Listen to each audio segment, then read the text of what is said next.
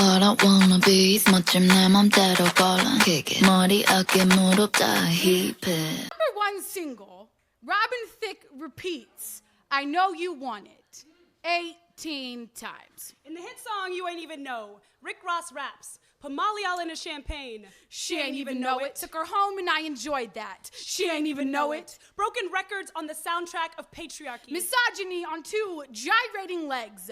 Rapists in sheep's clothing. The same tune American culture has serenaded us with for decades. 1944. I really can't stay. Quickly turn to. Say what's in this drink. 1978. In Greece, the boys ask Danny if Sanji put up a fight. 1996. Sublime debuts Wrong Way, a song about sex with a 12-year-old prostitute. 1999, Ben Harper is always stealing his kisses. 2008, Jamie Foxx blames it on the alcohol. 2010, Tyler the Creator declares rape fun. 2013, Robin Thicke knows you want it. Rick Ross doesn't care if you know you're getting it. The same rape culture songs over and over.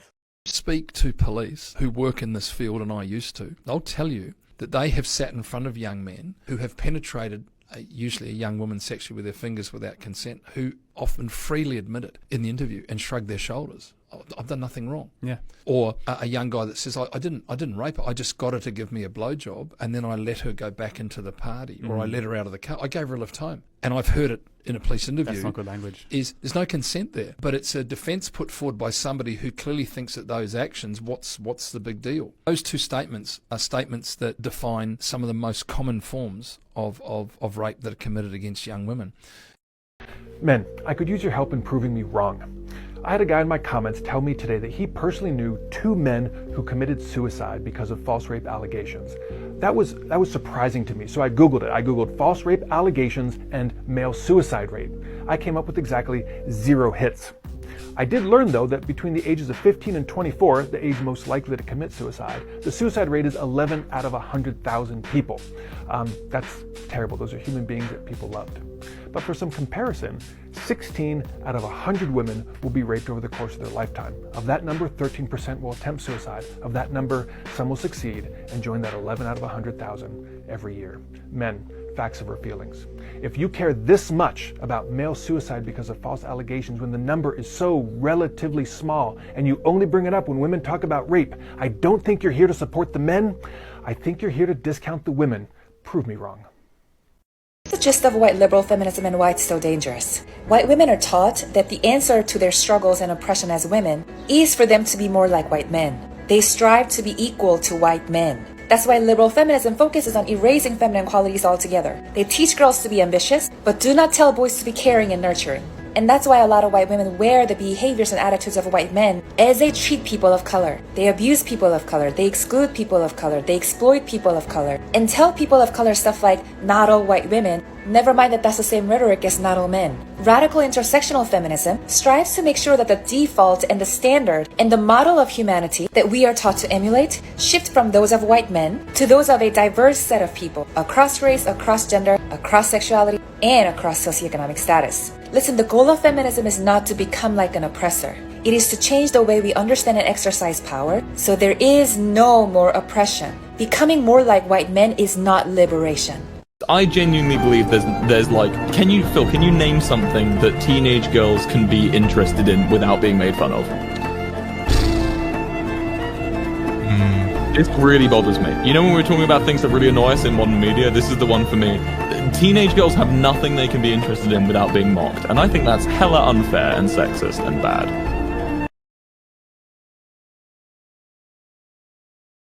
Not a lot going on around here lately. Let's just see what's behind this door.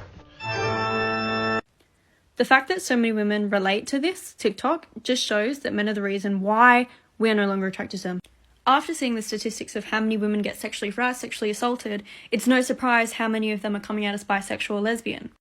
And then men are the first to complain about how there's no options. And maybe that could even be the reason why so many women are open to exploring their sexuality, is because they know what they deserve, but the bar is so fucking low for men. I genuinely believe there's like, can you name something that teenage girls can be interested in without being made fun of? This really bothers me. You know, when we're talking about things that really annoy us in modern media, this is the one for me. Teenage girls have nothing they can be interested in without being mocked, and I think that's hella unfair and sexist and bad. Yeah, I don't know how many people remember or realize just how terrible the Photoshop job on Scarlett Johansson was on the Winter Soldier poster. Let's take a look. I mean, first of all, she's got like the Reebok pump breasts because they're both bigger than Scarlett Johansson's breasts and apparently balloons because they're buoyant. And they've clearly nipped in her waist and they have her in the sexy cross-legged pose. The weird dead-eyed sex doll stare is helping nothing. Then you get to her arms, and her arms are way too long. Like if she puts her arms down, they're at her knees. That's not how arms work. And if you look at this piece of hair that's blowing dramatically in the imaginary breeze, why is it the same length as the rest of the hair? That piece of hair is going to be 6 inches longer than the rest of her hair. It's a mess. I don't even know what the weird shadow G-string's about. Talk some more about the difference between the male gaze and the female gaze. We're going to use Harley Quinn for this example. Harley Quinn in the DCU is a perfect example of the male and female gaze when it comes to women. This is Harley Quinn through the male gaze. Notice all of the attempts to make her childlike. The pigtails, daddy's little monster, while also at the same time sexualizing her. The hair framing her face, the choker, the shorts, the fishnets. Oftentimes the male gaze on women in our culture is pedophilic. This is Harley Quinn in Birds of Prey. This Harley is what the female gaze on women looks like. She's cut her hair, her pigtails are shorter, the edges are sharper. This is a woman who's no longer making herself soft for a man. Her clothes don't quite match. She's got it on because she likes it and she feels good in it. She's dressing more for her own personal style and comfort, as opposed to the focus being on trying to look sexy. Also note the resting bitch face. I love a resting bitch face. Hope this helps. Why do a lot of straight men only understand the concept of harassment when it comes to gay men hitting on them? Imaginary gay men at that, because let's be real, most of you are not actually being hit on. I just don't want them coming on to me. They better keep that gay shit over there. But when women express that we don't want to be hit on by random men, y'all act like we're speaking the language of a country that does not exist. Or that we should be flattered about being leered at like the last rib at the cookout. Oh, and one of my favorites is, if y'all don't want men to holler at y'all, then why do y'all wear that? Why do y'all wear so much makeup? Yada, yada, yada.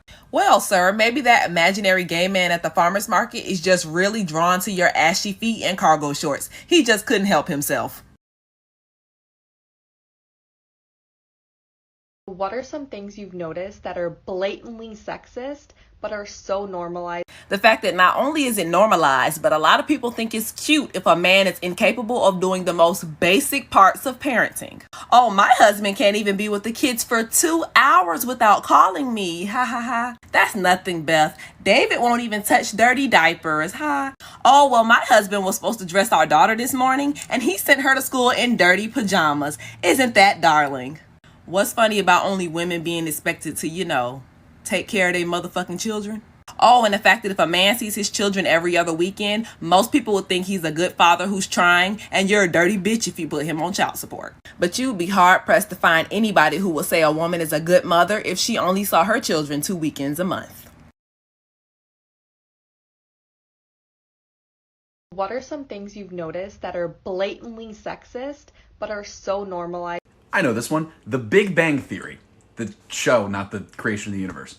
20% of the show's humor is smart guys say smart thing and no one else understand him, but the rest of it is one of these 4 dudes doing something very misogynistic in a very different way. Sheldon thinks he's better than everybody, but the victim of his superiority complex jokes are almost always Penny. And we're told he has bad social skills, so it's okay. It's not. Raj is the sweetheart that can only talk to girls when he's drunk, but then he gets really gross and pervy when he's drunk. And we're told, oh, he's drunk, he doesn't know what he's doing. It's okay. It's not. Howard's the most obvious, he's just gross and a misogynist, and we're told he has codependency issues because of his mom, so it's okay. It's not. Leonard doesn't do a whole lot of openly misogynistic things, but he does enable his friends and doesn't call them out when they're saying misogynistic things, and that's part of the problem. But he respects Penny. It's okay. He doesn't, and it's not. For some reason, this show gets a pass because guys who look like this can't be misogynistic. It's okay. They can. They are, and it's not. A threesome, a 5-some, a 6-some. I want titties around. Honestly, man, y'all know I roast hoes like this all the time. But I'm just mowing my lawn. I'm kind of just distraught, man. Super distraught. Oh, I think that First of all, if somebody commits a sexual assault, the only person to blame is the person who commits the sexual assault, right? Yes, the video ends there. That's it. Done. Cut. But of course you had to go on and directly contradict yourself and go to victim blaming. Then you've put yourself in a risky situation, right? We do this every day, right? Every day we make decisions about what sort of situations to put ourselves in. If I walk through a high crime neighborhood waving $100 bills above my... Ah, yes, Ben, because women existing is the same as going into a high crime neighborhood and waving $100 bills over your head, you fucking piece of shit. And what's very interesting about this whole thing is you deny that rape culture exists. So your entire video is about how women should avoid potentially risky situations where there's a possibility that they will be sexually assaulted, yet you deny that those situations are prevalent. God, this is so disingenuous. Stop comparing women's bodies to money and stop pretending that this is an issue of women's decisions. I'm getting ripped tonight. R.I.P. that. A ban on abortion at 6 weeks is essentially just a total ban on abortion. I found out I was pregnant last month at 4 weeks pregnant, the absolute earliest that you can find out, and I live in Texas. I called clinics all over the state and nobody could get me in before 6 weeks. I ended up having to go to hell and back to get an abortion. I flew to Florida, so literally hell and back. And I was so early that they actually couldn't even see anything on the ultrasound. Many providers will turn you away when you're that early for liability reasons. However, this provider was gracious due to my unique circumstances and still granted me the abortion. Y'all are not really pro-life. If you cared about lives, you would care about issues like homelessness, making childcare affordable, and climate change. Y'all actually just care about controlling birthing people's bodies. That's why there's no protests outside of IVF clinics over the discarded embryos. I hope that everyone trying to ban access to abortion goes straight to HE double hockey sticks.